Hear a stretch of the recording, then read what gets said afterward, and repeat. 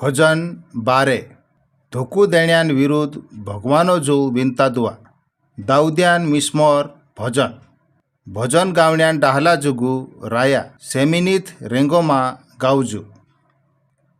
ये यहोवा भगवान आमुक वाचाड़ कहा कि माणूस जातोमा गोथा भुरसू करे असा माणसे नी वाच्या तारी भक्ति करण्या भगत कुदुनी है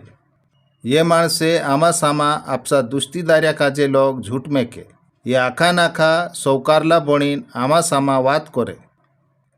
ये यहोवा भगवान सौकारला बणीन वात करण्यान जीप काट दे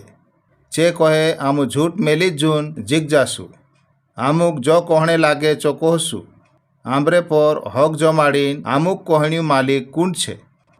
पण यहोवा भगवान कोहणे बाज रह्यू गरीब एने विनाश्र्या माणसे आखी वातोम लूटाई रोया एने कासारू वोल रोया अत्रे हिमी में उठीन आवीश एने जे आसरान होर कर रोया तीनुक में आसरो आपीश यहोवा भगवान वात चूखी झोन छे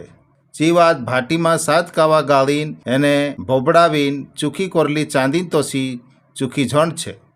ये यहोवा भगवान कुहरिया आखे दूर मोटाई में आकड़ाईता फिरे ते भी माणसे तीनु कुहरिया निजुत करे